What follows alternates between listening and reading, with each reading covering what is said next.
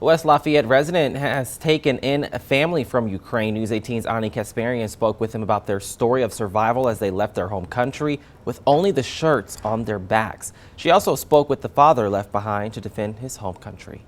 7-year-old Solomia Semchinska, or Solo as she likes to be called, dreams of being an artist when she grows up. This is a tree, this is a squirrel, this is a bush. But her art supplies were just one of the things she had to leave behind when all of a sudden her life turned upside down by a Russian invasion in her hometown of Kyiv, Ukraine. I can breathe, I can sleep. I go to bed and wake up to listen with the message from my mom, if she's alive, or how was her night. Because every day it's just like a lottery. You even don't know what's happened now or from next hour. Olesya Vasilenko and her 2 kids, 7th grader Gleb and 2nd grader Solo, now reside in West Lafayette, Indiana, after taking the long, treacherous journey to escape the unsafe conditions in Ukraine. Everything what you made, what you love, what you know before, just die in 1 minute. Before violence erupted, Olesya owned a Montessori school in Kyiv, a proud business owner who lived a comfortable life with her husband and 2 kids. What does Ukraine mean to you? Oh, I couldn't tell you without my tears. It's my heart, it's my life, it's my land. I had a beautiful life there. On February 24th, the bombing started and Olesya and her husband decided to take their children out of the city to stay in their summer cottage where she hoped the bombing would stop so they could resume their normal lives. But the bombing didn't stop. They attacked and bombed a nuclear factory, which was never done in history ever, in any war. So we didn't even know what to expect next from them.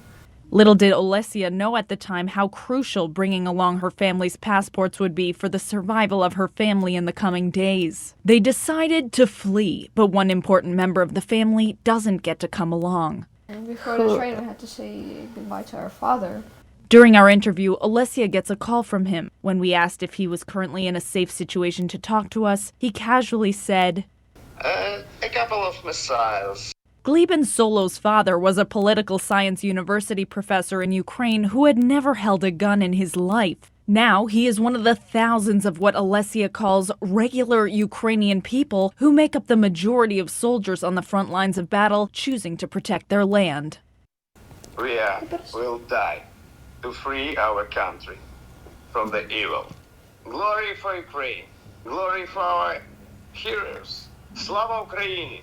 Olesya, Gleb, and Solo's journey to the United States was no easy feat. After a 12-hour train ride, they walked 5 kilometers to the Polish border in the cold of Ukrainian winter nights, while bomb sirens wailed overhead, threatening an attack at any moment. People just stepped on each other. The guards said that don't fight, and those people didn't listen, just didn't listen. They're just like, they pushing want them. to be first, like, yeah, they're pushing. And I was sleeping. My mom didn't have, like, much energy to carry me, so I just slept on a lunch bag. On the floor. And everybody just stepped on me. Now in West Lafayette, Gleb and Solo are happy to be spending time in their grandparents' home, but the trauma of the event remains in each of their memories. You try to get out as hard as you can. If you get out, you're lucky. If you don't, you're not lucky. As the bombings continue in Ukraine, Olesya would like to see more military supplies being sent there. I feel like it's a genocide of Ukrainian people because the Russian army, they killed women and children, just people. Our dream, just stop it now. I don't want to be a refugee in any place in the world. I just want to go home, and if the war is stopped tomorrow, I will go home. Meanwhile, the Ukrainian youth continue to ask questions. I don't know what Russia wants from us, but they have everything. I think they just don't want us to be on the planet. But we're saying no to that. We just fight back. I want peace and I want to go home. For now, Solo continues to draw with a memory of Ukraine never far away. Reporting in West Lafayette, Ani Kasparian, News 18. And the family plans to stay in West Lafayette until it's safe to return to Ukraine again.